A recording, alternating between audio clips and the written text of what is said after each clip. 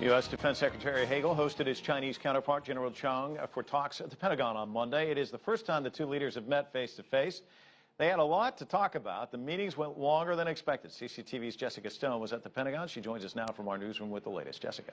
And that's right, Mike. They were only expected to go about 1:45. They wound up going about 2.5 hours Monday morning, talking about a range of issues, including cybersecurity, island disputes in the South and East China Seas, and new and better ways for the nation's militaries to work more closely in the Asia Pacific. Of course, one way to do that, organize more exchanges of high-level military personnel, and we did get 4 visits confirmed on Monday. There will be one more visit later this year by U.S. military officials to China, and in return, the U.S. will host the People's Liberation Army Navy commander later this year. Now, next year, U.S. Defense Secretary Chuck Hagel has agreed to travel to China, and the PLA's chief of staff has now been invited to visit the Pentagon.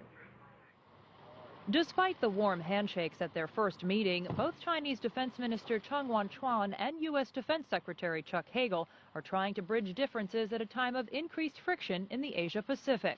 In a joint press conference, General Chang told reporters the U.S. movement of additional military resources into the Asia-Pacific region has heightened the chance of conflict. To a certain degree, this kind of intensified military activities have further complicated the situation in the region. But disputes between China and neighbors Japan and the Philippines are on the rise over the sovereignty of island groups in the East and South China Seas. The U.S. has military alliances with both the Japanese and the Filipinos. While the United States does not take a position on sovereignty in these cases, we do have an interest in these claims being resolved peacefully, without coercion. Monday, General Chang said he and Secretary Hagel made progress towards a notification system to alert each other of military operations in the region in order to prevent conflicts.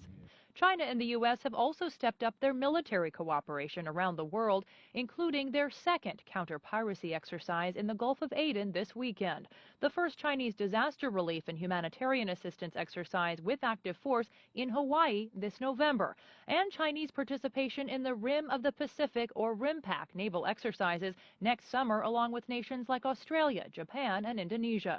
Former CIA China analyst Chris Johnson says Chinese participation is unprecedented.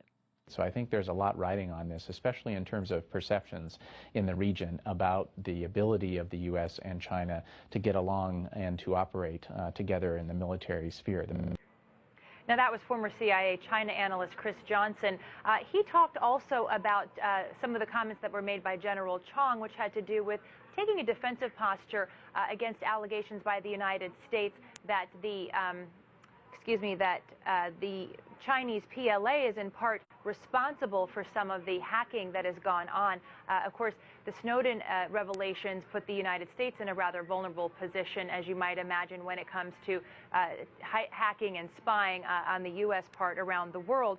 But what I think Chris Johnson was pointing out is that being that defensive may hinder the discussions going forward, because there is this U.S.-China working group, this cyber working group that's going to be meeting regularly. In any case, the discussions will go forward, most likely at the upcoming ASEAN Defense Ministers meeting between Secretary Hagel and General Chang, so we can expect that this is not the end of a conversation that has started this week in Washington.